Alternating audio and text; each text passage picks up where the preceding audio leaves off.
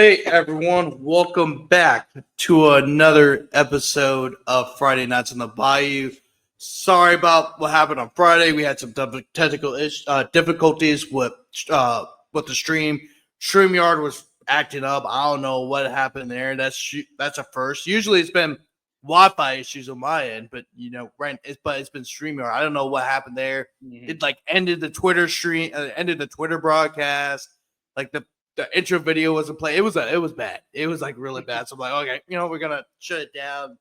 So unfortunately, this is the first pre-recorded uh recap of a weekend. Probably since like week 2 or week 3. I mean, when did we start doing the live stream for the Yeah, nightcap show? probably week 3, week 4, around that time, I would Yeah, say.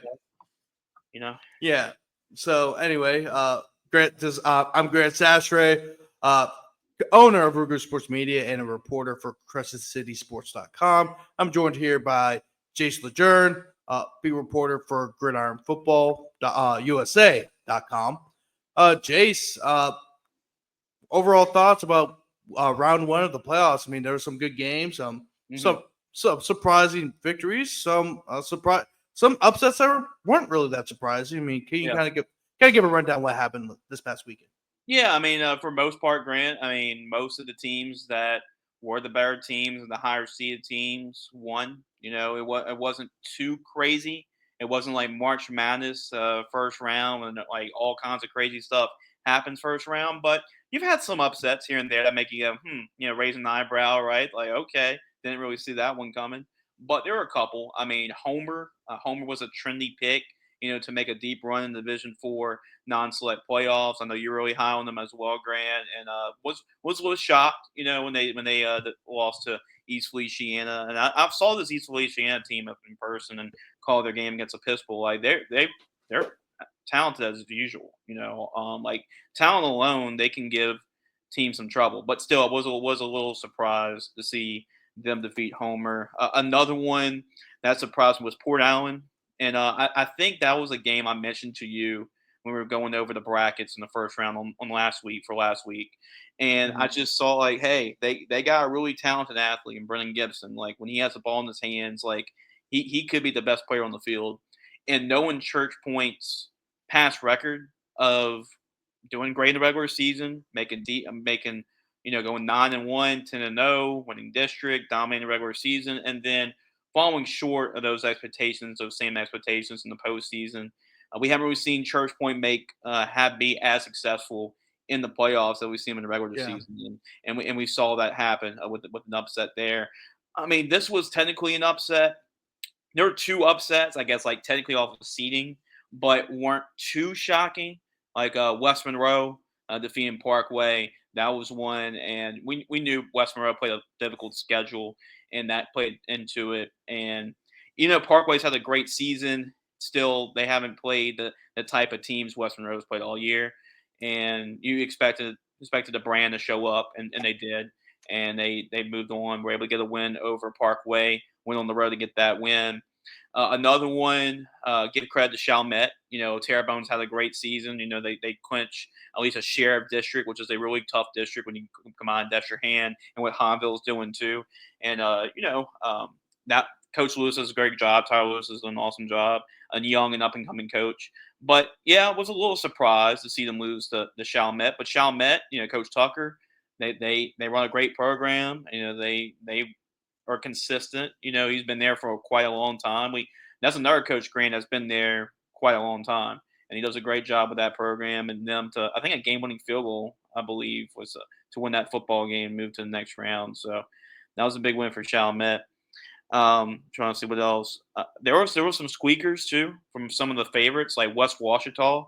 Had to survive overtime at Denham Springs. I know Jerry Horn, who played in a Gridiron Football American Bowl game. I know his dad texted me the stats from that, but Denham Springs came up really. I mean, they came up short, but I mean, Jerry Horn was threw for 326, 2 touchdowns, ran for 100 yards as well, and anytime you account for 400 yards and 6 touchdowns and lose the game, that shows you how close that was.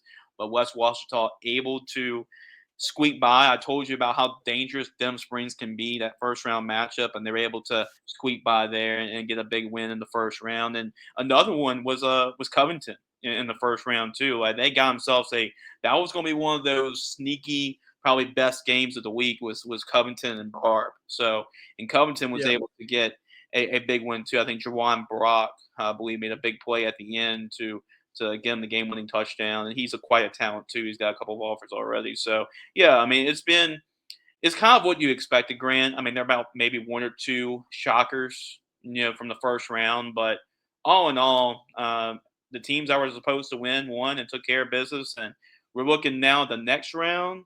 That's when you're starting to see some of these matchups that you say, hey, that could really make a difference in this playoff bracket.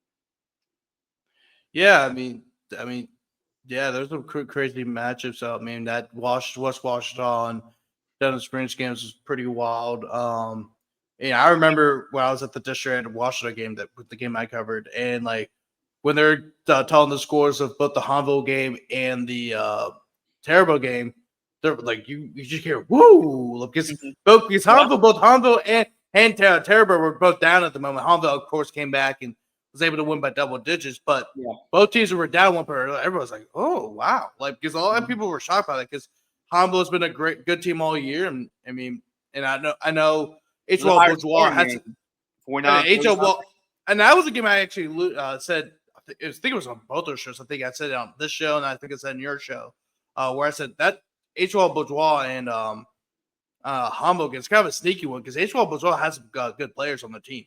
Yeah, Uh, so and they just happen to also play in a really tough district. So I yeah. knew it was gonna be a tough matchups, and that kind of showed early on. But then Humble was able to pull away. And that terrible game, like and Sean Met is kind of interesting because they're 24 seed, but they're actually a pretty good team. Yeah. They just didn't really play the strongest of schedules, and Mhm. that was kind of why they're you know Right. seeded at 24, and but that's still a good team, and that would be a very interesting matchup between both Chalmette and Hombo.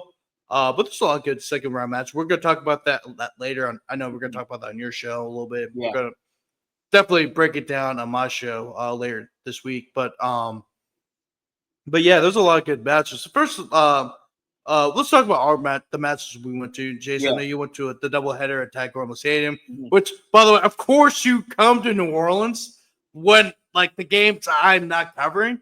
Yeah. Uh, so of course you do. But Jace, I'm glad you got experience Friday Yeah. Night Football at Tag Orlando Stadium here, Yeah. right here in the heart of New Orleans. Jace, talk about both games. Of course, the first game was John Curtis and Brother Mhm. Martin. The second game was Karen Crow and St. Aug. Yeah, Grant. I mean, I wanted to go to New Orleans and cover a game. I just haven't this year. As you know, my schedule it's tough. With Episcopal and when I get chances to go, maybe I go see a Baton Rouge game and Lafayette game. But I was looking at the playoff brackets and say, hey, like this is an opportunity for me to see two games. In the same day. So I decided, hey, let me go tag Gormley and check that out and check two competitive, really two competitive games for the most Mhm. part. But yeah, I'm gonna start off with John Curtis and Brother Morin, which was weird seeing that at 3 o'clock, 3:30 Yeah. in the middle of the day on a Friday was a little weird. But yeah, I mean it was pretty cool. John Curtis, they started off, I mean, really blazing on offense, going up to a 14-0 lead, and really they did a great job of really building on that because when they run the veer, John Curtis run the veer offense. When you get a lead, when you get a 2 touchdown lead, that feels like a 4 touchdown lead because they're going to limit your possessions. They're going to play keep away. It's hard to stop their veer attack because they're getting 3 or 4 yards every play, and that's what's made John Curtis so successful. And that's why he's the winningest coach in America, and he's won 28 state championships. So that's a big factor there as well. But their defense, I mean, you raved about their defense, Grant, and their defense is really good. I mean, that's a good Brother Martin offense, and they just took a lead. They scored 2 touchdowns. Reggie Johnson did a great job of orchestrating that offense. I mean, he had 179 yards of offense, and he did a great job managing the game. He had a rushing touchdown. He threw for a touchdown as well. The Jacoby Boudreaux. Jack Corin also had a rushing touchdown as well. He ran for a touchdown. They made it a 21-7 at the end of the first half. Now, Brother Martin moved the ball up and down the field. Seth They did. is a really good quarterback, and you can tell that they're getting. I mean, Rex LeBlanc had a touchdown catch as well. Easton Royal, by the way, like you mentioned, he is legit. I mean, Oh yeah, he's a good player. Oh he's yeah. a really good player, and some college programs can be very happy getting him at the next level. But they moved up and down the field, but every single time when John Curtis's defense needed to make a stop, they rose to the occasion. Brother Martin, actually their second touchdown to make it 21-13, Grant. The set actually had to hit Rex LeBlanc on 4th and 12 to get that touchdown. So, but I talked to JT after the game, and JT told me that the biggest point in this football game was the missed extra point. It felt like, okay, on their defense, that they had to score a touchdown on their defense and get the 2-point conversion. He thought that the missed extra point was huge in that football game, even though it wasn't a 7-point game, it was an 8-point game. And once again, I mean, Brother Martin's defense did an awesome job in the second half. I mean, most of John Curtis's yards in the first half came in the first half. I mean, I know I put it in the article here, but they put up 278 yards and all 21 points in the first half. When the second half came, they only gained 91 yards and 4 first downs. John Curtis's offense. So Brother Martin's defense did an awesome job in the second half, but so did John Curtis's defense. And Brother Martin had chances. They had one really impressive drive, and a fumble happened as well.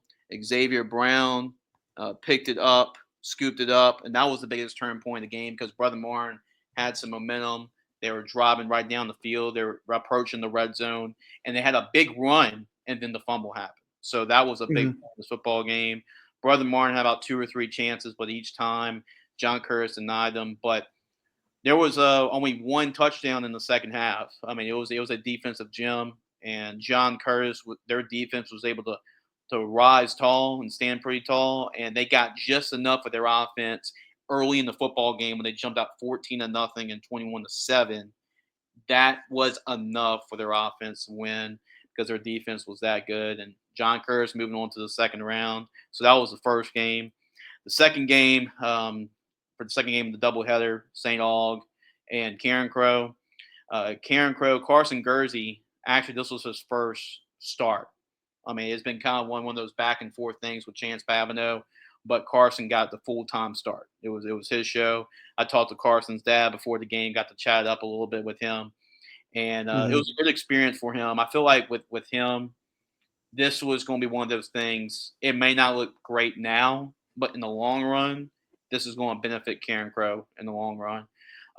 It was one of those things where Karen Crow actually hung pretty well with St. Aug early in the football game. The problem was, Grant, there were 3 interceptions being thrown and back-to-back pick sixes, and that put Karen Crow in a hole. And Warren Roberts, the very talented Tulane commit defensive end, he got a pick six. He off the line of scrimmage. He went up and picked it off, jumped up, picked it off, and ran the other way back. And they also opened up the scoring on a double pass as well, a trick play, and that's what got St. Aug, the crowd into it. The team really pumped up, and you can tell. I talked to Coach Valdez after the game, and he said that really ignited the whole bench, the whole fans, the band, everything. You can tell like the juice was there from that play moving forward. And they got a couple interceptions as well, and they're just able to take care of business. I mean, they pretty much took care of business from the start to the finish. Bayou Kuon, he got hot throwing the football as well. He threw a couple touchdown strikes to Miguel Whitley, who he can fly. They got some receivers over there. Oh yeah. Raekwon Williams as well scored a touchdown. They're both D1 guys. They're both D1 guys as well. Legit. They're both legit. And Vaishon, I mean, he can sling that thing, man. He can throw it. And he threw for 220 and 2 touchdowns. They got a couple rushing touchdowns as well.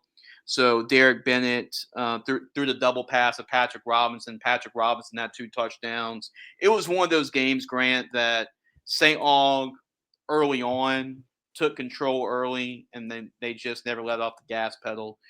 Karen Crow's only score was Carson Gursey throwing a touchdown pass to Chance Babineau that made it 19-7. They were down 19-0. Karen Crow was actually, if you watch that first half, it was closer than what the score indicated, but it was the mistakes, and you cannot have these type of mistakes against a really good St. Aug football team, and they're able to capitalize it. And overall, from the very start to the very finish, it was a total dominant and impressive performance. If you're a Purple Knights fan, Purple Knights alumni, and obviously for Robert Valdez for his first big playoff win at St. Aug as well.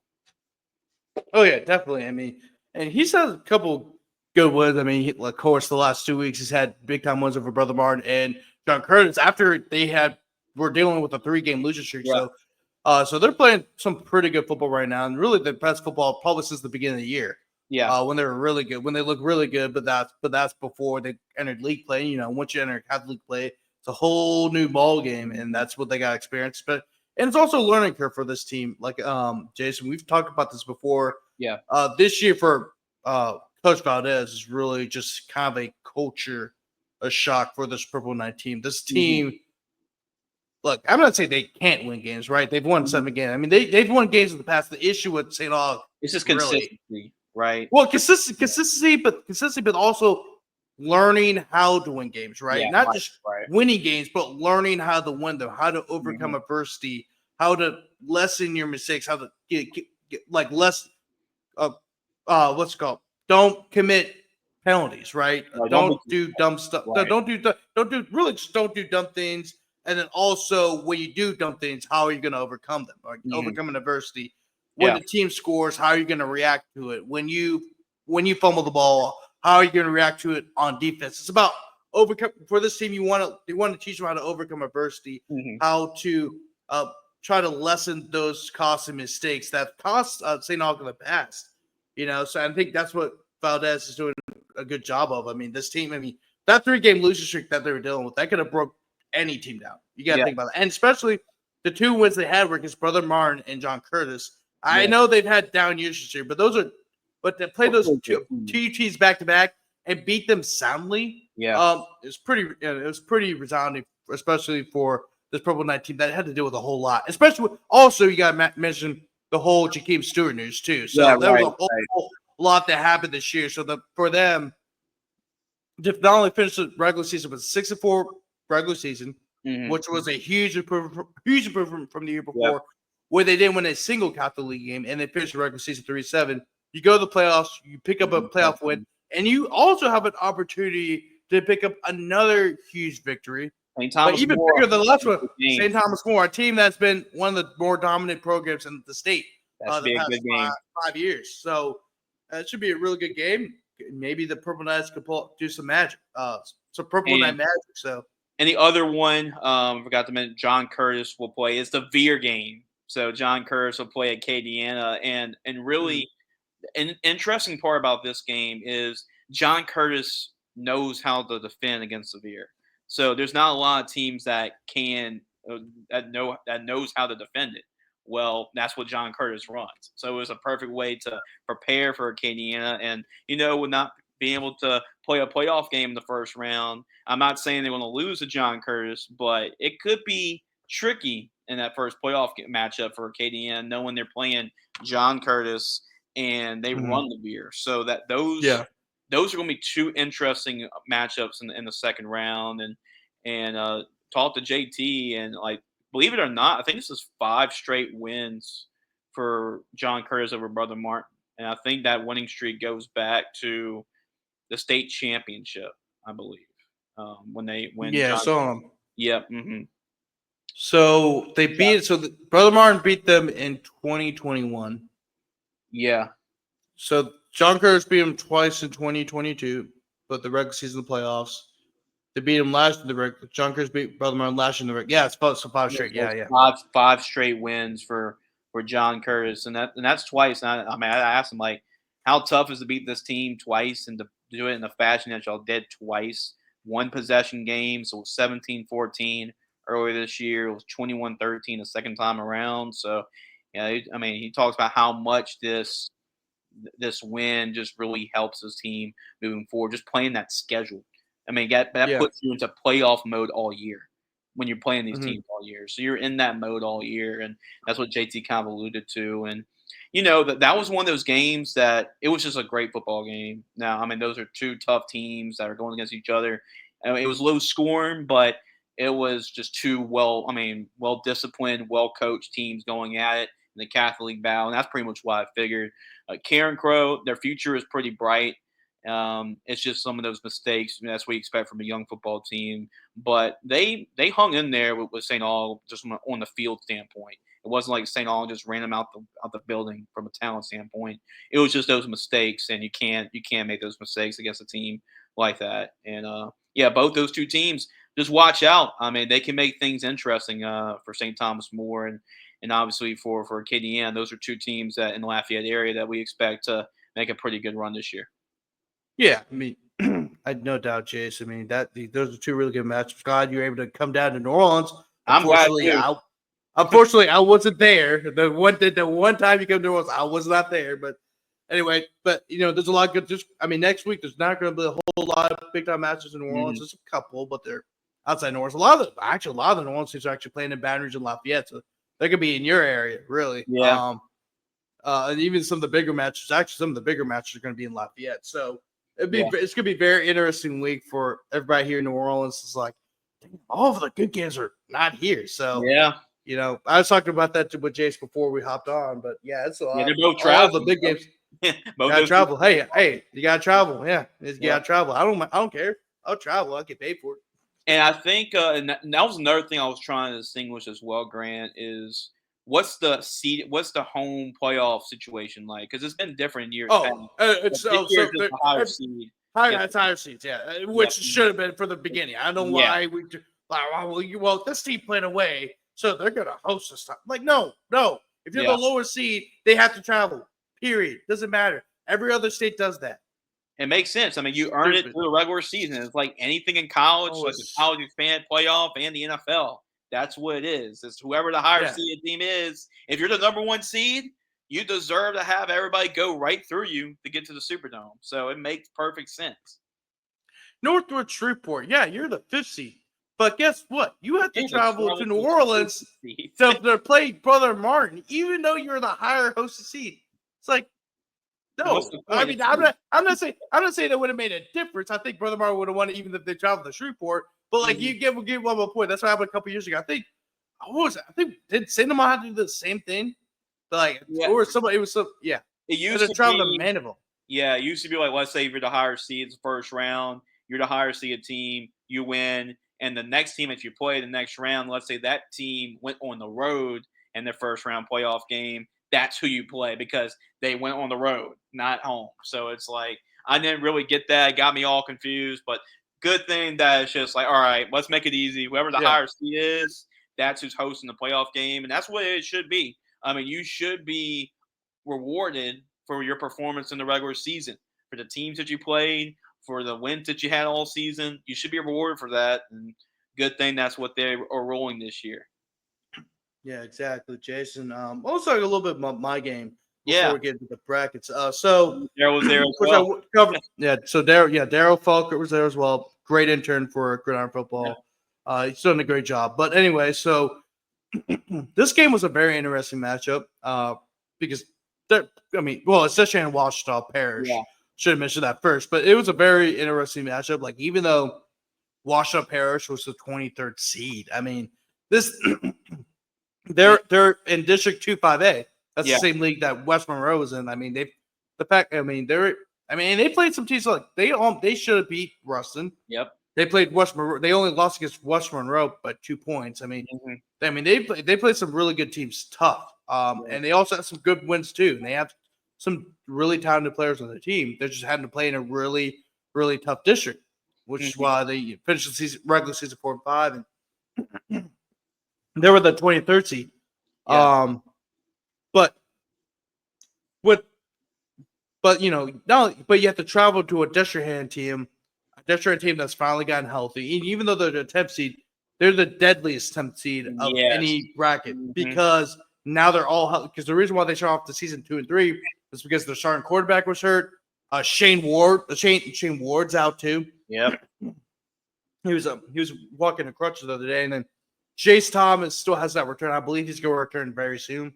Yeah, I don't think he played in the last game. Farther and farther, they want to put him back in. Yeah, exactly. And so they're able to be. I mean, it was kind of a slow start. I mean, it was kind of like it was clearly a defensive battle. Like Destrehan had that 16-6 lead going to halftime, but then they scored 2 big touchdowns. Jabari Mack was all over the place, 10 catches for 93 yards, and 2 receiving touchdowns. He had a 58-yard pass to Philip Wright on the double pass. That's the 2 pretty talented guys right there. I would say so. Yeah. You both could be at LSU. I mean, Philip Wright's already coming to LSU, and Jabari Mack is a key target for LSU for the class of 2026. But I need to take. I'm going to take a break to get some water or something, bro. Because my throat's coughing up. But anyway, just the weather changing. That's what's going on. So yeah. But yeah, I mean, Jackson Fields, incredible performance, 19 of 25 for 262 yards and 3 touchdowns. I mean, you could he was the difference. He's going to be the difference and for Destrehan if they want to make a deep playoff run. Destrehan was able to win 30-12. It's just an overall great performance by Destrehan, especially because I know Washington Parish may not look great on paper, but if you actually look at the team and who they had to play during the regular season, this is actually a really good team. It could have been a trap game. It really was looking like it because in the second half, Washington Parish was able to score a touchdown right before the half. Washington Parish actually got the ball back. They were driving down the field. They were able to get inside the 10-yard line, but Destrehan stuffed them. Mm-hmm. And then they tried to go for the extra point, but it was no good. A chip shot field goal was actually no good, and that completely changed the whole game. That in fact changed the whole game because after that, that's when Destrehan really started to calm down offensively, offensively and defensively as well. So that's how they were able to win the game 30-12. Just great performance by the Wildcats, a team that not only is getting better and better. It started in the second half of the season, but since the start of the second half of the season, they've gotten better and better and healthier, which is very important. The second part is probably the most important thing is that this team now is getting healthier, and that's the most important thing because early in the year they were not healthy. And also Malachi Gladney, sophomore running back, he's been huge as well. He's really taken a huge step.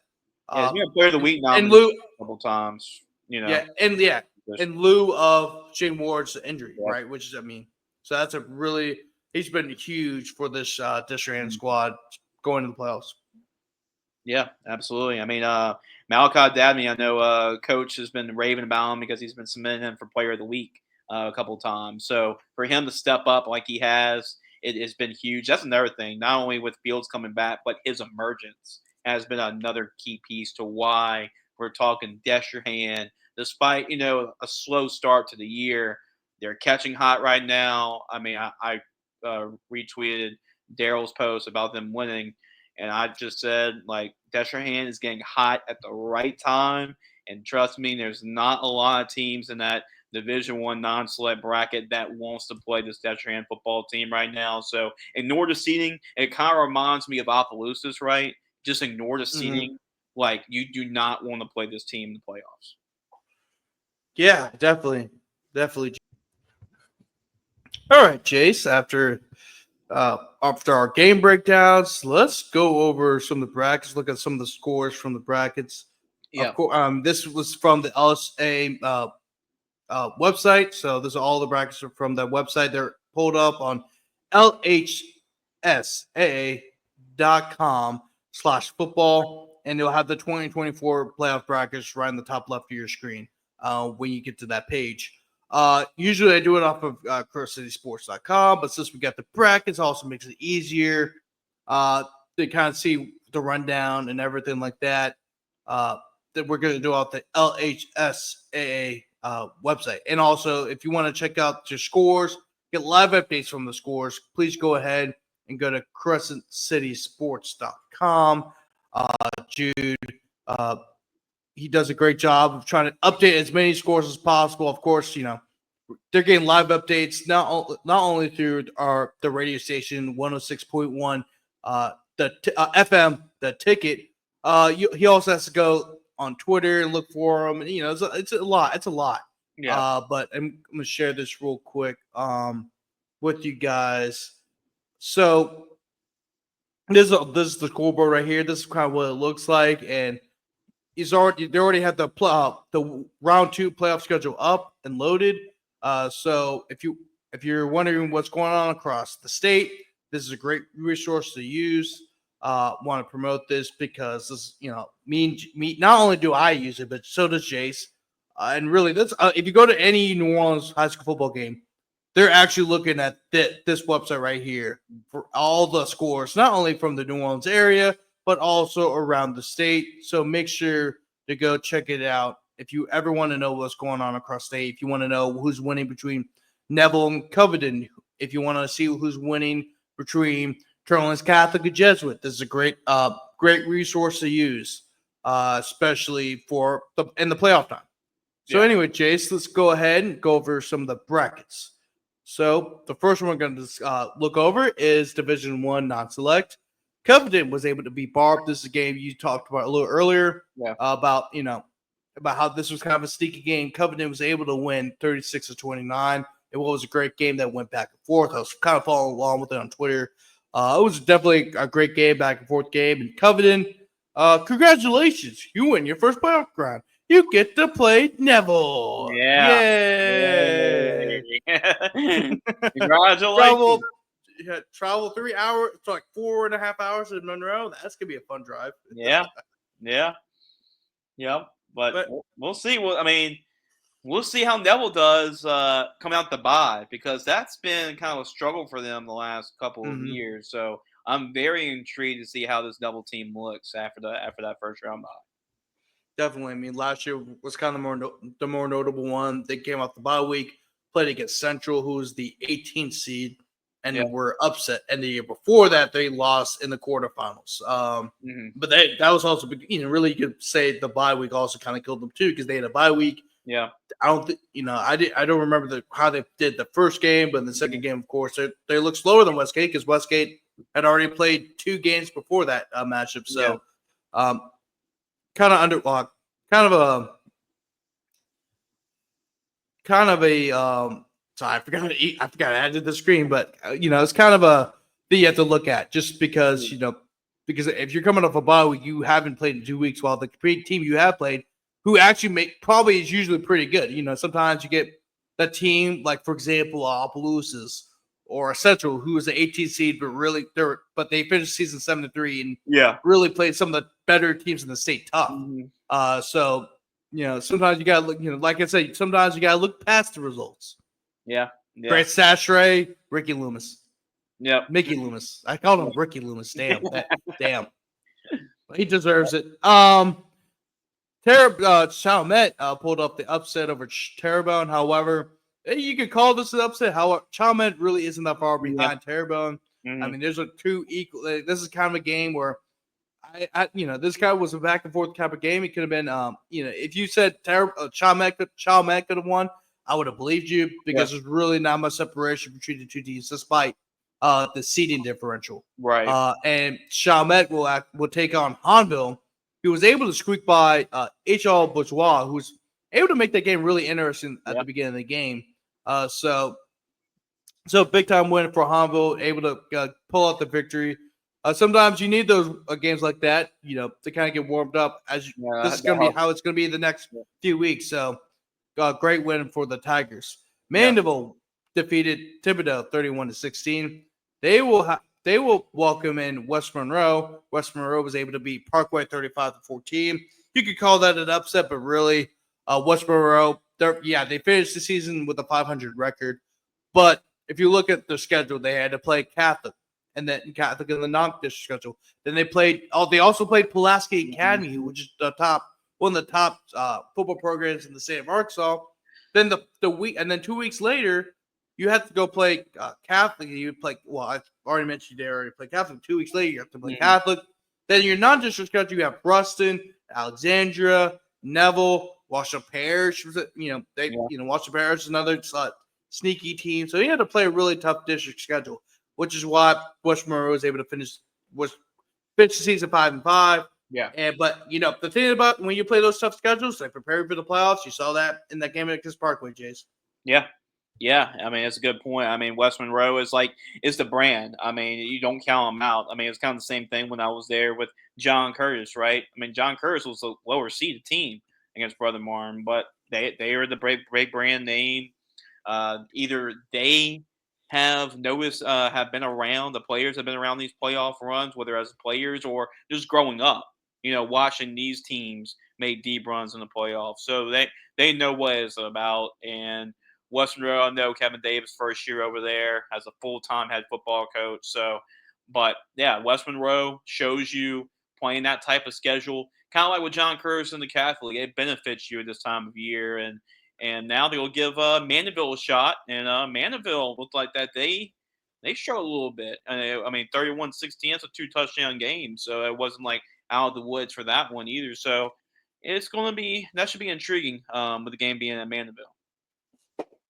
Definitely, Jace. That's gonna be a very intriguing matchup. That's actually one of the games that maybe plan on going to. I haven't decided yet, but that's definitely high up on my list, Jace. Yeah. Not only am I familiar with this Mandeville team, it's still very good despite losing Nate Shepard to season-ending injury. But West Monroe also was where my mom taught at for a year when she was pregnant with me. Yeah.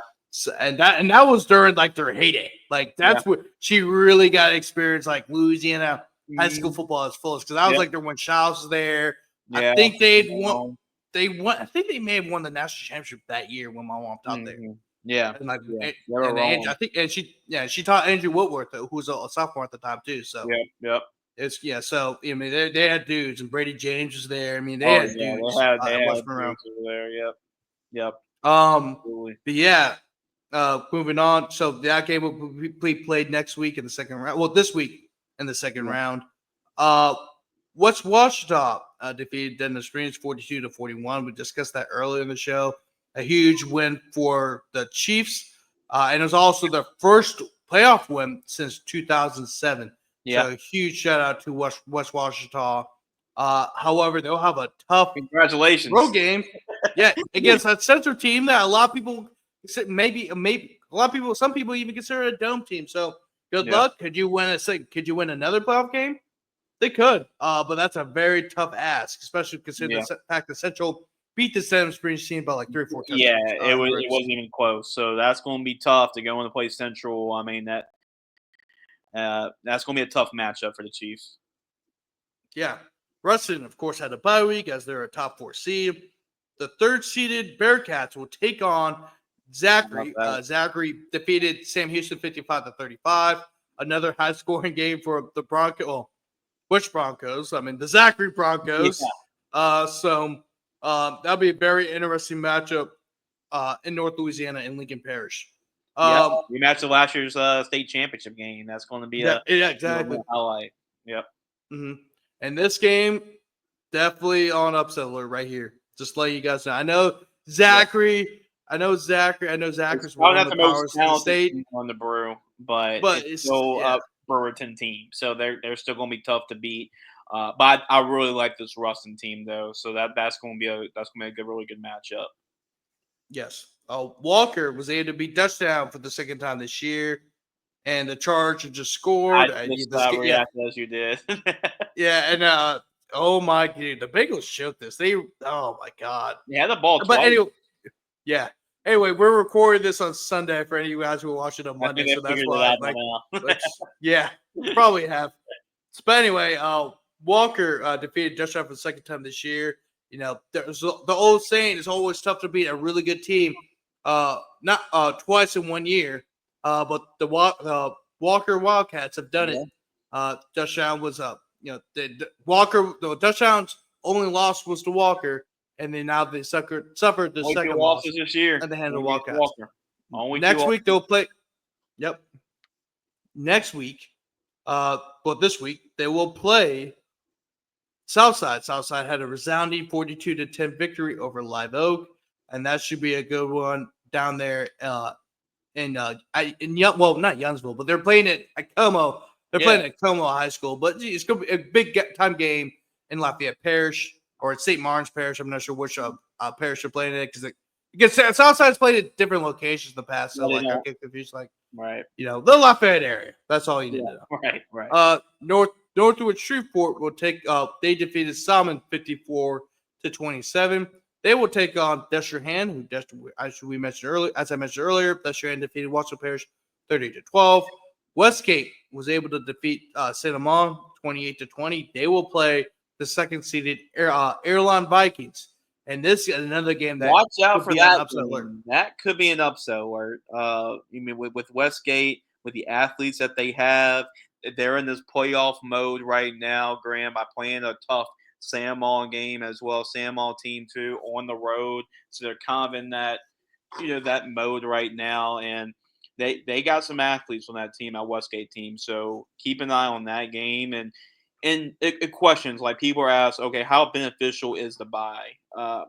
It kind of depends who you ask. It kind of depends the situation you're in. It's either like, okay, if you're kind of banged up and you need a week to just get rest and just heal up, that the bye comes at a great time. If you're playing really good right now, really good football at the end of the season, you want to keep on playing, and that you don't want to buy that time either. So it depends on who you ask, and we're going to see who benefits more: the team that plays and is in that rhythm and playoff mode, or is the team coming off a bye? Well, we'll find that out next week or this week, I would say. Yeah, definitely, Jace. Now let's move on to Division II non-select. Franklin, of course, had the bye. They will play West Feliciana as West Feliciana was able to defeat Carroll 50-29. Iota defeated Assumption 21-0 in the first round. They will take on Lakeshore after the Titans defeated Rain 48-12. Iowa defeated Lagrange 48-6. They will take on Waspin, who had a huge 26-11 victory over Minden to advance to the second round. Bruley defeated South Beauregard 49-29. They will take on the four-seeded Franklin Parish Patriots, who are coming off a bye, as they were a top four seed, of course. Jennings had a bye, as of course the third seed, meaning they'll get a first round bye as a top four seed. They will take on Opelousas 47-6. Yeah. Jace, this is a game I said earlier in the year that as one of the teams I thought was going to get knocked out early, Jennings was going to be that one, not because I don't think they're a bad team. Jennings is a great team. Yeah. Rajon Zeno is a great running back. However, this is not a favorable draw for the Bulldogs at all. No, you hit the nail on the head, Grant. I'm really high on this Jennings football team, but Opelousas just made a statement. It's not a bad Bastrop team they beat like that. I mean, they dominated Bastrop team. I turned it on and was watching the Under the Lights broadcast and on Thursday, and I saw it was like 20-0 in the first quarter. Like in the middle of the first quarter, they just pounced on Bastrop. And I mean, this team, they got their quarterback back. Deshaun Ford this is when he gets rolling too. Like this Opelousas team, man, like get ready, because that team can make a run. So that's going to be a good matchup because Jennings is a good football team. So that should be an awesome matchup. Yeah, definitely, Jason. Speaking of Opelousas, we got another school from Opelousas. Yeah. Northwest defeated DeRidder 35-7. They will take on Plaquemine, who defeated Grant 42-0. Damn it, Grant. Yeah. Grant, you got to score more points, Grant. You got to score more points. You got to live up to the Grant name, you know. Yes. That's the thing. You got to live up to it. But anyway, this is another game I thought, I thought Northwest was a sleeper team. I actually wrote that in my article on, the top sleeper teams in each bracket. And both Northwest and Opelousas were among them. I think that this is a game I actually picked Northwest to win. But we'll break that more down in our previous show. And then also, of course, On Ball in the Boot, which is Jace's show. Can't wait for that tomorrow. Yeah. My man. Anyway, moving on down the list, North DeSoto defeated Woodlawn Shreveport 44-0. Just a business, but just took care of business as they should. Yeah. North DeSoto. They will take on Belchase after Belchase defeated North Vermilion 56-21. Cecilia was able to defeat Pearl River 50-29. They will take on the second seed Lutcher, and this should be an interesting game Cecilia, of course, they returned a decent amount from their state runner-up team from last year. However, they dealt with some issues. They finished the regular season. I believe they're finished the regular season 7-3. I'm going to double Yeah, check that right now. I think it's 7-3. Their three losses were to St. Aug, 50-34, Central 27-0, and Opelousas 27-28. So this is a very good Cecilia team. I know they're 18 but they're still a very good Cecilia team. They were the state runner-ups last year. Lutcher's a very good team, but it'll be very interesting to see how this Lutcher defense will go up against the Cecilia offense, especially an offense that has scored 40, 64, 50, 56, 71, 44, and 54. So this offense can score. So this will be a very interesting test for this Lutcher team early on in the playoffs if they want to make a run for another state championship. Yeah, you're right, because this is the best offense they played all year. I mean, Lutcher's defense has been really good all year, but they haven't faced an offense like the one they're about to see. So that Lutcher Cecilia matchup, I mean, that's just worth going to see Lutcher's defense and Rashad Stern and those guys against Diesel Solari and and Cecilia's offense. That buy your tickets already for that one, because that disregard of seeding, that's going to be an excellent playoff game. Really, we're going to break it down ball in the boot, Grant. But those second round playoff matchups in Division II non-select, you got a lot of really good matchups, especially that bomb side of the bracket. We talk about Jennings and Opelousas. That Plaquemine Northwest game is going to be a really good game too. I mean, really that bomb side of the bracket, Cecilia, Lutcher. Yeah, I mean, like even Bell Chase, North Dakota. I mean, those are all going to be intriguing matchups, second round matchups in this bracket. Mm-hmm. Anyway, just next bracket we're going to discuss is Division III non-select. This is a very interesting one as well. St. James, of course, had the bye as they're the number one overall seed. If you're a top 4 seed, you get the bye. They will play Donaldsonville after Donaldsonville defeated Baker 34-18.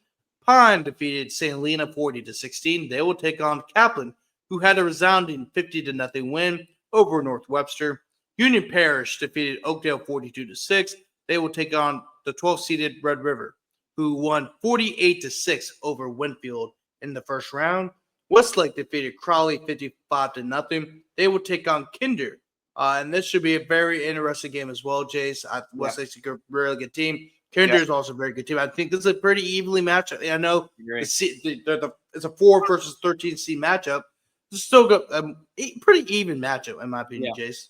Yeah, I agree. Westlake's got some good players. Their quarterback's really good. I think he's one of the state's leading passers. Kevin Rito, I believe, is an excellent receiver for Westlake too. But Kinder is a great football program, and that they've been known for making deep playoff runs in years past. So that should be a really good football game. Definitely, Jace. Oak Grove had the bye. They will take Mansfield. Mansfield defeated Avoyles 58-14 in the first round.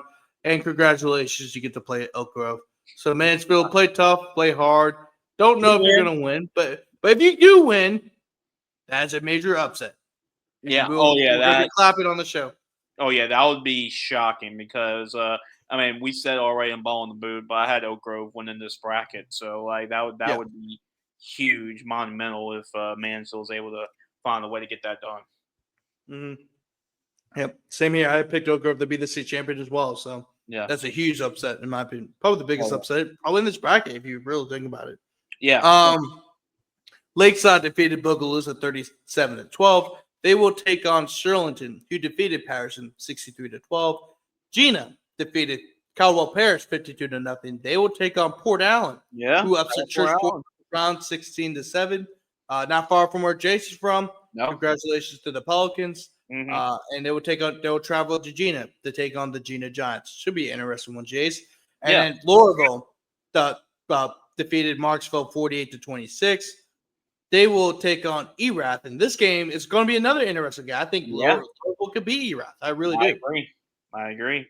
Upset alert too, and there's some teams. I mean, congratulations to Port Allen, and we won't go into the other teams and what on the west side of Baton Rouge, Mississippi River, and Baton Rouge. But it was a great weekend for West Baton Rouge teams. We're going to talk about, but Yeah, I mean, Louisville is going to be really good. I mean, ERAF, their one loss this year was against Vermilion Catholic. So, but ERAF hasn't been in this position before, right? Being the number 2 overall seed. So how they approach that is going to be very intriguing for me. And like you said, Louisville, just don't sleep on that game because Louisville could definitely beat them. That could be an upset alert type of game. Mm-hmm. Yeah, Jace. Moving on to non-select Division 4. This is the last division non-select bracket we're going to cover, and this one had some interesting results as well. Haynesville, of course, had the bye. They will take on Montgomery, who was able to squeak out a 42-40 victory over Benton. Welsh defeated West St. Mary 59-24. They will be. We have no idea because Faraday did win this. Faraday did win this game technically, but technicalities. However, they are reviewing this because there was a brawl. Well, I won't say brawl. It was a fight that broke out. There was a fight that broke out. They're really investigating. I think from looking at it, I think Faraday should be safe. Because I saw the video and I know that players didn't really enter the field. It kind of happened on the bench. Yeah, as long as they didn't leave their sidelines, that's the biggest. They didn't leave the bench area, then they should be good. But if the whole team left the bench and approached the field, and anybody that was on the football field, didn't matter if you were involved with a fight or not, those players would be suspended. So that is what they're reviewing right now. And if most of their players are still on the sidelines with the fight, because I saw the video too, it seemed like the fight happened towards the sidelines, then Faraday should be good, but that is pending as you mentioned. So there's a couple of playoff teams that will be definitely be awaiting what is ruled for them. Not only Faraday, but another team we're going to talk about later down the later in the show. North Iberville defeated Oberlin 44-6 for their first playoff victory in their program's history as they just started playing basketball. First playoff win since 1988, and at the time, I think they were Shady Grove. They weren't even called North Iberville; they were Shady Grove at the time. But first playoff win since the late 80s. Mm-hmm. So awesome. It's the first win. It's the first win since because of course they brought back varsity football this year, so it's a huge victory. 2009, last time they played football. Wow, so huge victory for the Bears. However, they will have a tricky game against General Trask. This game actually picked General Trask to be North Iberville. Mm-hmm. I'll talk about that later. For our breakdowns, but I did pick General Trask to defeat North Iberville. Yeah, I could go either way. But General go either way. Yeah, because even though it's a 5-12 seed, I mean, remember this is the first year that North Iberville is played varsity football, let alone the playoffs. Right. So General Trask has had playoff experience before. So General Trask defeated Centerville 64-20. We'll break down that game later in the week. So I'm not even going to break that game down too much. But Grand Lake defeated Jonesboro Hodge 22-20. Yeah. They will take on Jeanneret in the second round. That should be a pretty interesting matchup, Jace. Yeah. This was the biggest shocker to me, is what you're about to say. This next school at the bottom. Oh, yeah. DeQuincy, they will have a bye. They will take on Franklin, who defeated White Castle 44-0. That was a pretty shocking result. I mean, I know that's the way you kind of alluded to, but I thought that, if anything, this game would just be a little bit closer, but Franklin with a huge statement win over White Castle to open up the playoffs. Yeah, I mean, that was a huge statement because there's some talent at White Castle teams, got some impressive wins this year. A lot of people were picking them to be like a sleeper, to make a run. But I tell you who's going to be a sleeper is that Franklin team because they just made a statement. And DeQuincy, I mean, watch out because this Franklin team is coming in red hot. I mean, that was a statement by Franklin. Yeah, and Franklin, if I remember this correct, I was actually looking at him. So Franklin has won 3 out of their last 4 games. Mm-hmm. The only loss was to Louisville. So they're playing some pretty good football right now, going to play even before going to the playoffs. But Elton defeated Bazille 22-18. They will take on Logansport, who defeated Barnado 61-0. And if you don't really know what happened before the game. Varnado got stuck in traffic because I heard that. huge like car accidents. So they really didn't play the game until like 8:45, 9 o'clock or whatever. Yeah. They played the game really late, but Logansport was able to get a huge 61-0 victory over Varnado. Of course, they will take on Elton, and the game will be played at Logansport. Logansport's the 6th seed. Elton is the 11th seed, as you can tell on the screen. Mangum defeated Eastern Revolt 63-28. They will take on West St. John, who had a 40-6 victory over Arcadia. That should be an interesting one, Jace. And then this one was probably the biggest shocker, in my opinion, of the night. One of the biggest shockers of the night. Homer was a very popular pick for a very popular sleeper pick in this bracket, but they fell 6-0 to East Feliciana. East Feliciana will take on the second seed South Plaquemine in the next round. Yeah, I agree with you. I know we alluded to it at the very beginning of the show, but that was shocking. I mean, East Feliciana has athletes, and Ryan Moore is a really good player, and by the way. But yeah, like it was a little shocking to see Homer, especially that they played some tough teams, and Homer's had some. I mean, they won a state championship a couple years ago, so on the Richie Casey. So you expect him to make a run and in fact maybe set themselves up and maybe defeating South Plaquemines, getting on a little run. I know you had them going really far in the playoffs too. So yeah, I know my state runner-up. Yeah, right. And we have a little bracket challenge between a couple of us guys. So I know that's gonna be tough to come back from. So yeah, but that was a tough loss for Homer. But congratulations for East Feliciana on making that drive up and getting that win. And yeah, I mean now they have a shot at South Plaquemine. So let's see how that matchup is going to be. Yeah, Jace. And moving on, we're finally at the select brackets. So we're almost. That means we're halfway done, Jace. Well, not halfway done, but we're 75% done, I guess you could say, because we did the intros, and then we broke down the bracket. There's more buys in the select, so that should speed up a little bit. There's more buys. Yeah. Add more teams to select, damn it. All right. In the car, had a buy. Well, let's say the seeds 1 through 8. So in select, unlike non-select, the top 4 seeds, the top 4 teams, the top 4 seeds had buys, and select the top 8 seeds had buys. So and that's what Jace mentioned. Just mentioned. There's a lot more buys in this one, of course. And the car had a buy. They will take on Huntington, who defeated Hammond 34-6. As we mentioned earlier, St. Aug defeated Karen Crow 44-7. They will take on St. Thomas More, who also had a first round bye, and that game should be a very interesting one being played at St. Thomas More. Rummel will take on the McDonald 35. Coming off the bye, McDonald 35 defeated Riverdale 49-9. East Chef defeated Bonneville 28-10. They will take on Catholic of Baton Rouge. Oh boy. Yeah. Oh boy. Congratulations, East Chef. Great season. And you have to wait for.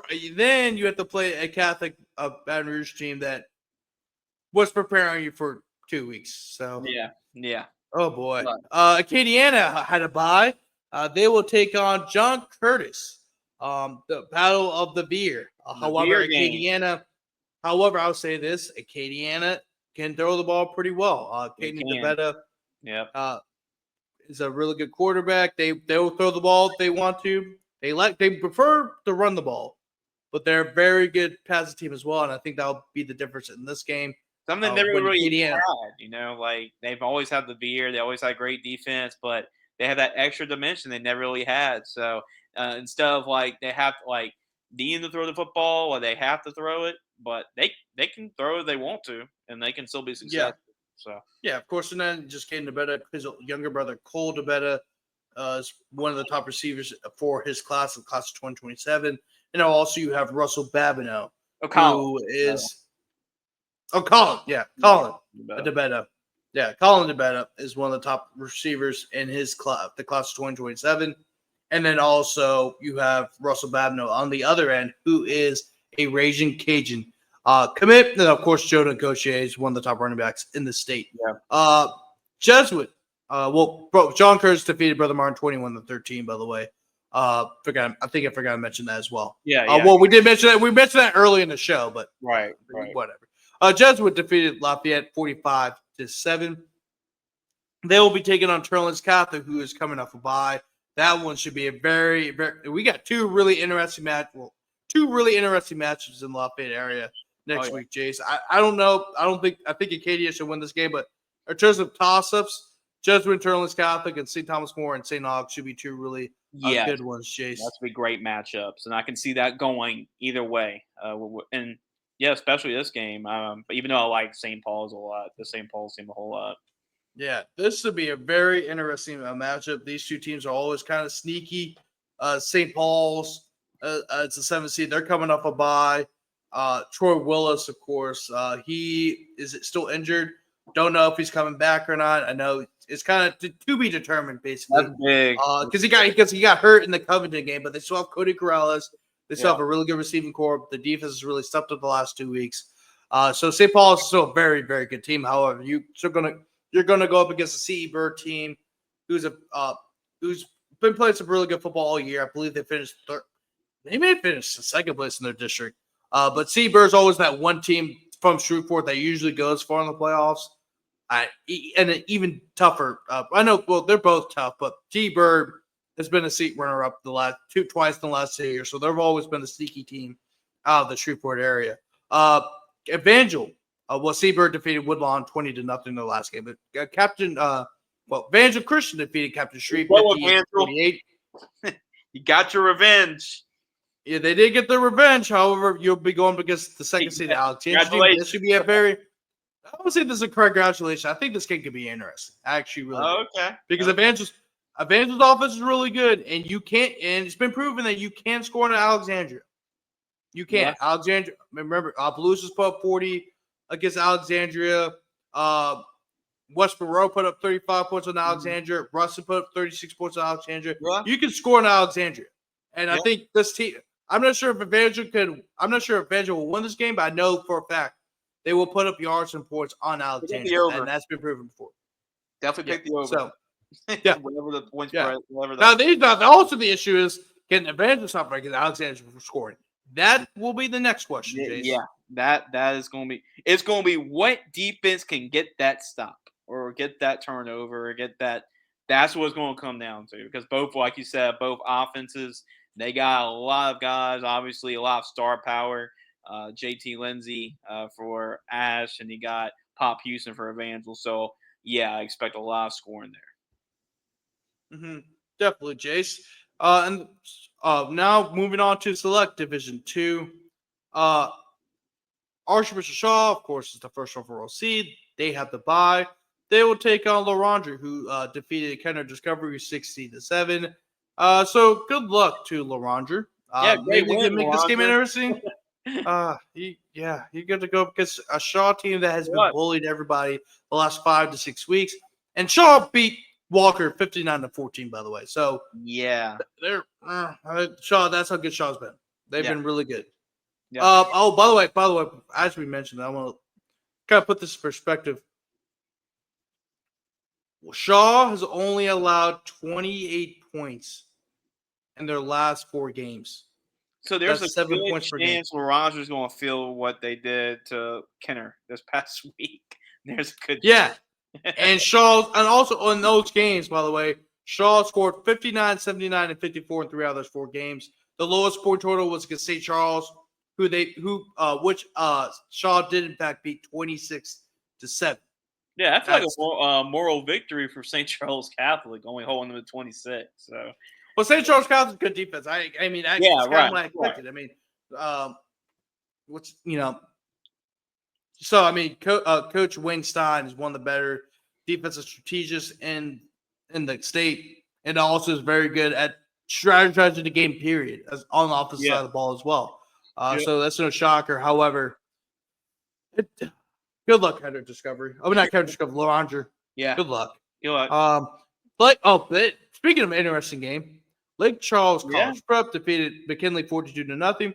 they'll travel to New Orleans to take on JFK. So Yeah, this could be a very interesting game. This is a sneaky game between two talented programs, two well coached both got programs. athletes. Both those two teams got athletes, so that Mhm. should be a very intriguing game, intriguing matchup. Yep, definitely. Madison Prep had a bye. They will take on speaking of the devil, Look at that. St. Charles Catholic. So that should be that's another game that everyone should watch Yeah. out for. That is upset alert all over. Oh yeah, absolutely. I mean, St. Charles Catholic. This is what they've been known for: 5 straight state championship appearances. So yeah, like expect them to. But someone's got to give because Madison Prep's been really good all year, and they've made some deep runs. So someone's got to give there. Mm-hmm.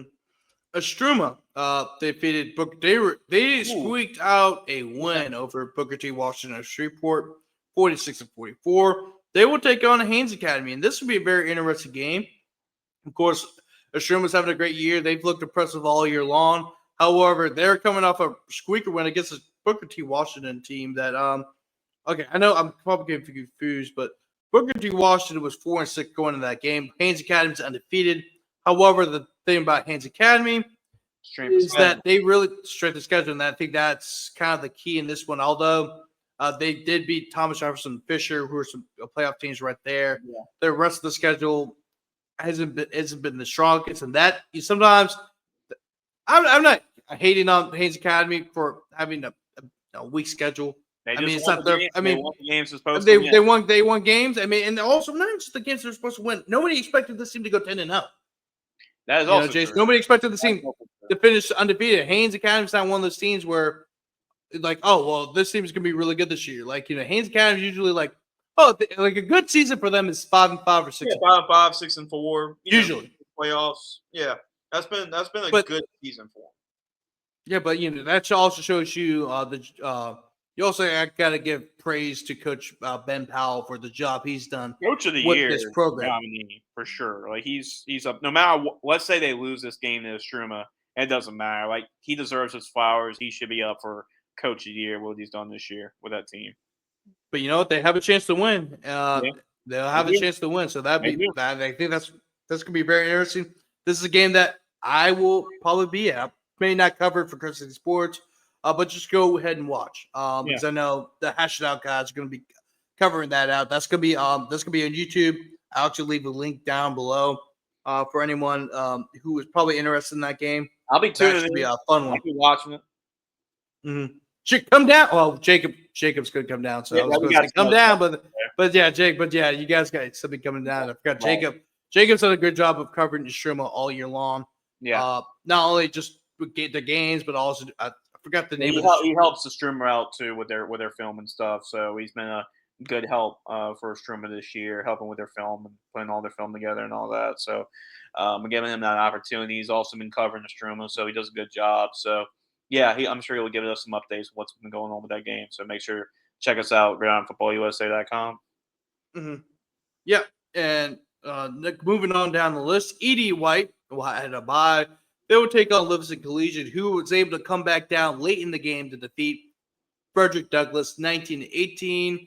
Congratulations on the win, but also congratulations. You will have to take on E.D. White.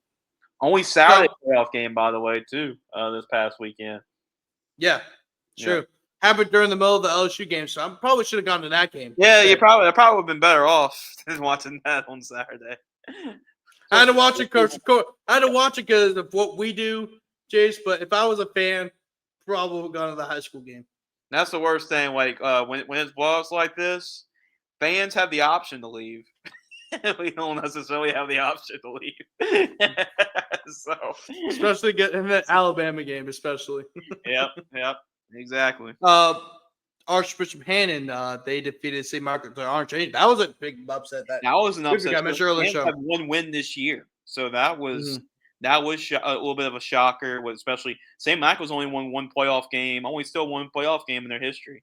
But this was an opportunity for them to win another one. But yeah, that was a shocker. I mean, with Hannon, I know they got some good players. I mean, I know.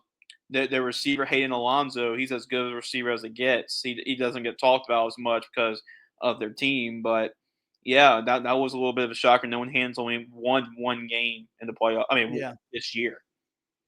it's crazy. They will take on Venable Catholic, who had a first round bye. Leesville had a first round bye. They will take on Loyola Prep, who defeated Sophie B. Wright 63-44. And Loyola Prep has also continued the tradition of not playing defense up in the Shreveport area. Mm-hmm.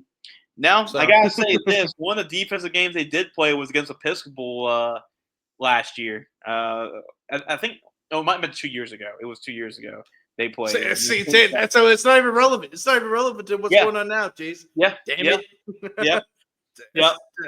That's the problem with Shreveport. That's the like. It's hard to go off for 2 years ago in terms of defense. I mean, please play defense, Shreveport. Please play defense, please. And that it's not for myself. I'm not speaking for myself. I'm just worried about my fellow colleagues up there in that area where they have to like, touchdown, 73-yard touchdown. Oh my God, they scored a 60-yard touchdown. Oh my, What is like, defense? dude, yeah. I mean, their jobs now, and also for the defense coordinators as well, right? Yeah, They got families, y'all. They got families. yeah, for sure. Yeah, but Booker T. Washington defeated Buckeye 56 That's to important. 14. That's That important was for a. many reasons. What's that? What'd you say? That's important for many reasons. That result for Booker T. Washington because Oh, it let depends me explain on. it, Jace. Yep, you Jace, go. It's Jace, your let me show. explain. It's your show. Let me You go get ahead and explain it. you can explain in your show tomorrow. Yeah, Anyway, explain it away. you're spoiling the movie, Jace. Anyway, so break this thing down. Break this thing down. So I hope I don't get sued for saying this, but for saying the facts. But Big UI, don't get sued. Don't sue us. yeah, UI. I'm just saying facts right now. I'm going off of opinion. I'm just saying facts. UI Mhm. had brought over 2 players from Liberty. It was kind of illegal. Actually, it was illegal according to LHSAA rules and violations. It was pretty. It was against the rules. Liberty held up the information because even though it's not, even though they never said it, it was clearly they're clearly holding on to the evidence so they could, I guess you could say, mess up U High's season later in the year. However, U High was busted for it. They had to forfeit all the wins. They appealed it, but they still lost the appeal. However, U High got a bunch of money people together, a bunch of very famous lawyers in Southern Louisiana, and they filed a lawsuit against the LHSAA. And so that will be taken to court tomorrow. So, you know, Jason, I think we got to wait later in the day for the Ball in the Boot show because we want to wait what happens. That one probably should be that decision probably should be revealed pretty early in the day. I don't see this lasting the whole entire day. It doesn't look good for U High. I think the evidence is so much evidence against U High that I'll be shocked if they were able to win this lawsuit just given the evidence that's against U High. But if U High loses the court case, then Booker T. Washington will advance to the quarterfinals. And U High will have to forfeit all the wins from the regular season and will, of course, will not play in the playoffs. If U High miraculously wins this court case, they will be playing in the second round and they will be hosting Booker T. Washington. So it's a very, very interesting situation happening in Select Division 2, the bottom side of the bracket. It's a mess. It nearly delayed the playoffs because of this. Yeah. But, hopefully everything gets resolved tomorrow, regardless of what happens, because I think everyone around the scene wants this to be over, right? I think everyone wants to just, regardless of what you feel about this whole situation, I think everyone wants this to be done. Yeah, everybody just wants to move on. Like, let's solidify the bracket, move on, have one way or the other. That way, that team or teams know, and let's just move on. Let's just move on and just keep playing football. And that way, we put this to bed. Yeah, and also if U-High does lose this case, those fines and those are going to come down pretty hard. Just saying. They might. I'm not saying they will. I'm saying they might. It's a just good saying. I'm not going to. because of U-High also battling the LHSAA. as much as they are. So I'm not gonna get into it because I don't want to get sued myself. that's all I'm gonna say. If you know the history of the LHSAA in terms of this type of stuff, it never ends well for the team that tries to challenge it. Ever. Right. Parkview Baptist defeated Lafayette Renaissance. Well, before we get to that, this is the division. So we're on to the Select Division 3 bracket. Parkview. So Dunham got the bye. They will play Parkview. Rematch. This is the second year in a row where Dunham and Parkview met in the first game of the season and then also met in the second round of the playoffs. Dunham destroyed Parkview early in the season, so maybe Parkview can make this game a little bit interesting. Like last year's games, where both games last year were decided basically in the final seconds of the game. And won by Parkview, so I see Dunham do 180 on being both times this year. Definitely. Lafayette Christian defeated Beacon Charter by a score of 72-0. That's a statement. And they will take on Notre Dame. Notre Dame is the AC. They're coming off the first round bye. Notre Dame defeated Lafayette Christian early season as they're both in the same district.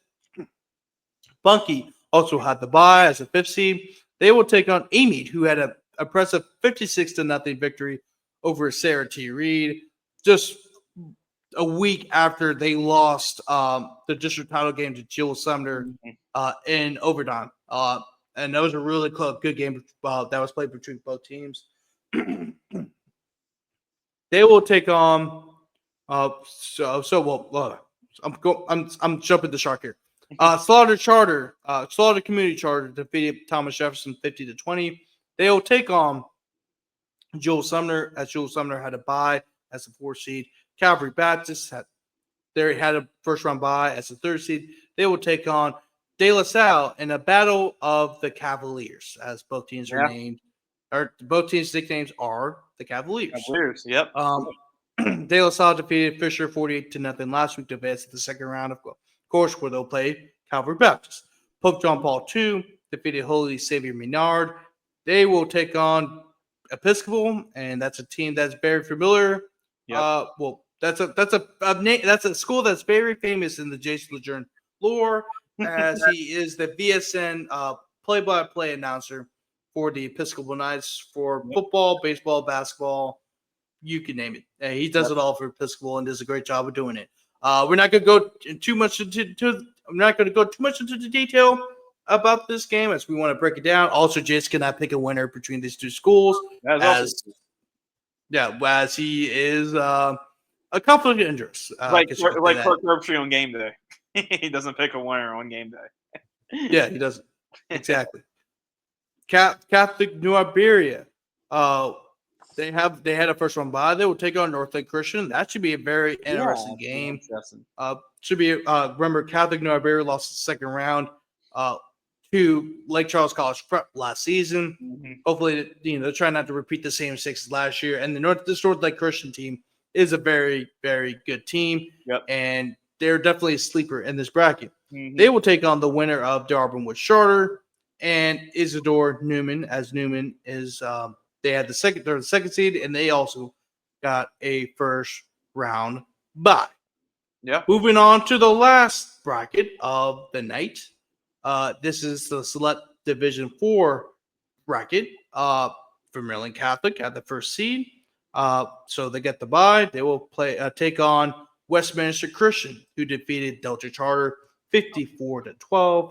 St. Martin's Episcopal, they defeated Delhi Charter 56-36. They will take on the St. Edmund Blue Jays in the second round, who also had a first round bye. And no, I don't think there's going to be a lot of points scored in this game. I don't know how they're going to be scored, but they're going to be scored. There'll be a lot of points. Yep, there will be a lot of points. By the way, Harlenberry, it would be Harlenberry, Ashton Oliver from St. Martin's, and of course Cooper Humke, who's a great, not only a great kicker. I mean, he's a legit D1 kicker. He's also a great receiver too for the Saints. They will take on St. Edmund and all of their offensive weapons. Of course, Kane West is one of the top quarterbacks in the state right now. He's leading this high-powered offense. St. Edmund is 9-1, I believe. Yeah, they're one loss with the Catholic Point compete. Yes. Okay. Yeah. So that should be a very good game being played in Eunice, where St. Edmund is located. Ascension Episcopal had a first round bye. They will take on Kentwood, who defeated St. Mary's 56-12. And this game is going to be very interesting. Southern Lab defeated Sacred Heart 52-0. They will take on St. Frederick, who had a first round bye as the 4th seed, and Covenant Christian. And really, this whole bracket's really good. Covenant Christian had a first round bye.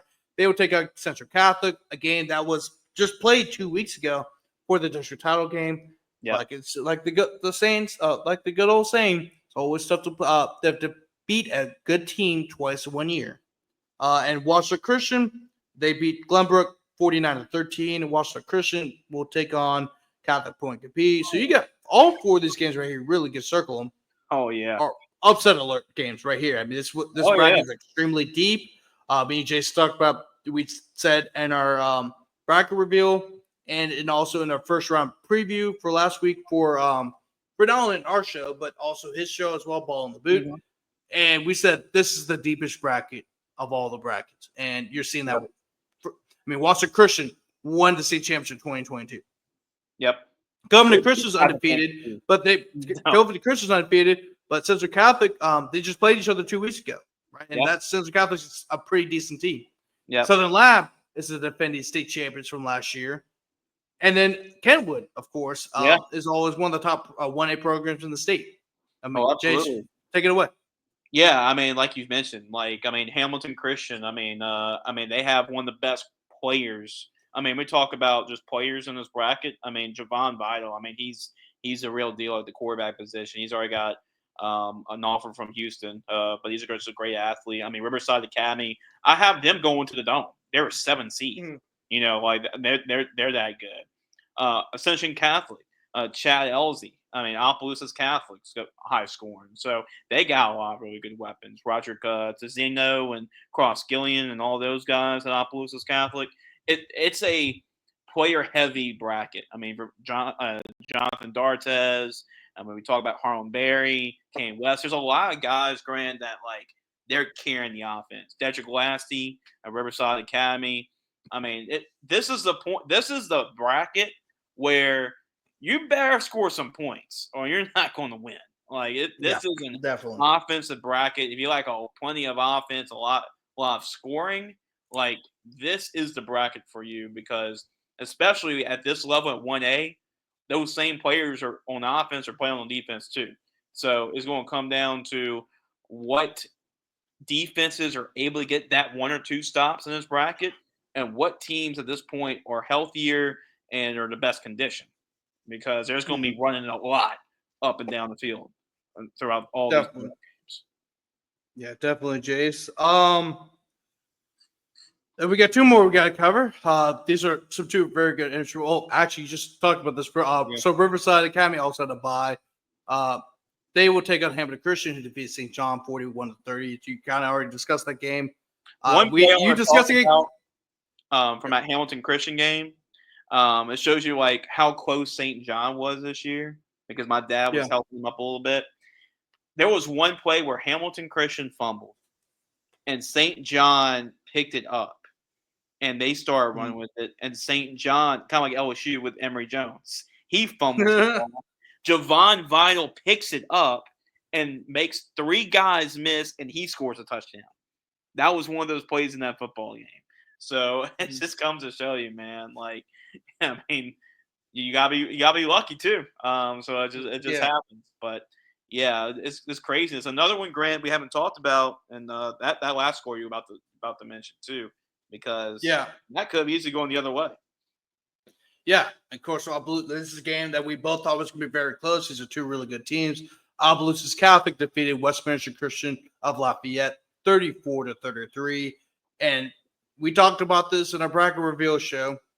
And we got a text from Troy LaBeouf while we're doing it because he was watching it. It's like, by the way, we're going to clip what Grant said. Talking about me. We're going to clip what Grant said about that game being an upset alert. So the message is pretty loud and clear. So if Ascension Catholic has an impressive win, I know for a fact they're posting it all over social media. Yeah, Which I don't. Which, hey, that's Grant too. look. The Hey, Simpson Catholic's going to do that, but I sure know that Opelousas Catholic is pinning all the Chad Elsie, maybe the Gridiron Player of the Weeks last year, oh God. the non-touchdown clipboards, the newspaper clippings. They're going to do that too because they knew they gave up 9 touchdowns to him last year. So they're going to be motivated to stop, at least make sure he doesn't do that to him once again. Yeah, no, honestly, I know, I'm glad Troy. I was like, it's okay because they asked me if it's okay if we could clip and show the team. I was like, yeah, go ahead because if it gets blasted over Twitter, hey, that's at least more people to to my show, our show. Yeah. So it's a win-win. Absolutely.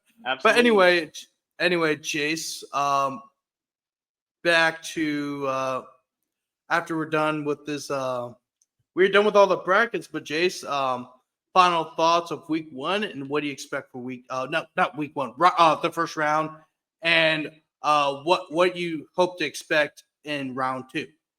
Yeah, before I go into that situation what Troy texted you about, it kind of reminds me of when Coach Lotief, I went to go cover it was a semifinal game a couple years ago when I was with Lee, and it was against Eunice, and me and Lee did a show, and we both I think picked against them. So I was like, "So y'all picked against us, Jace? I see that. We're gonna make sure to prove y'all wrong." But unfortunately, they didn't because Eunice still won the game. But still, point taken. But yeah, Grant, like this. Playoffs are here.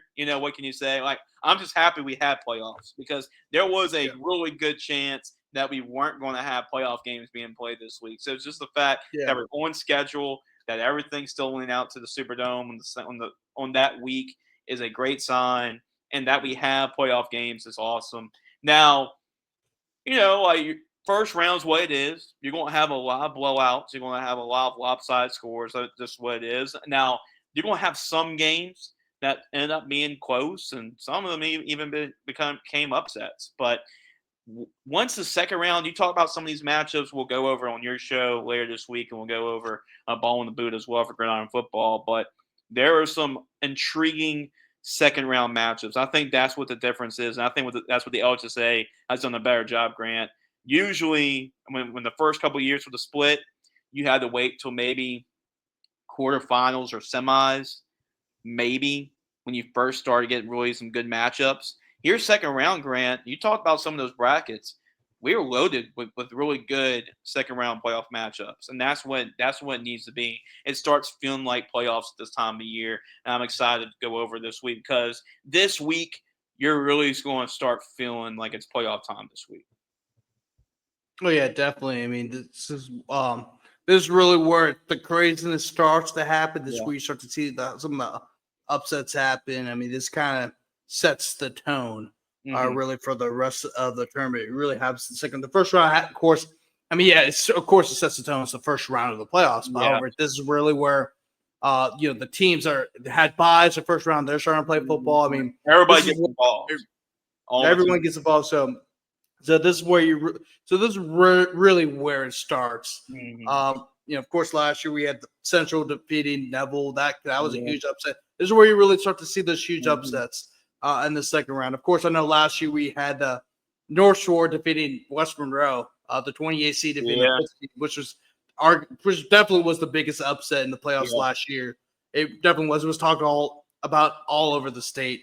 But in general, the second round is really where you start to see the meat and the potatoes. I mean, just in Division 4 select alone, I mean, that whole second round is just like I mean, you have 4, 5, 6 really good second round games, Jace. So I'm really excited for that bracket. I mean, there's some really good games across the state.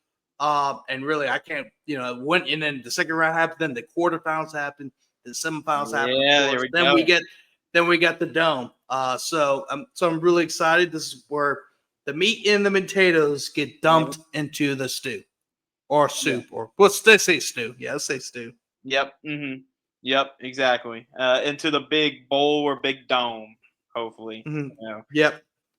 Yeah, exactly. It does look like it's upside down bowl. It really is. That's what it is. Like the Superdome. So Yep. That's hopefully what Exactly. we get at the end of the year. And I do agree, Grant. Like the LHSA has done a better job in like make like the non-select, and we're getting a lot more competitive brackets. Now there's still one or two brackets out there that aren't as competitive, but for the most part, you got I believe six really good brackets of Yes, the eight. So exactly. Yeah, that's just going to wrap up today's show. I'm your host, Grant Sachere, owner of Ruger Sports Media and a reporter for CrescentCitySports.com. I'm joined here with my buddy and one of my close colleagues, Jace Legerd of Grind Football. We'll see you guys later this week when we do the round 2 preview show, and then also we should finally have back our live nightcap show on Friday after all the technical issues that happened. It was a really weird time, so we're gonna have that back for you guys, locked and loaded, and I can't wait. See you guys later.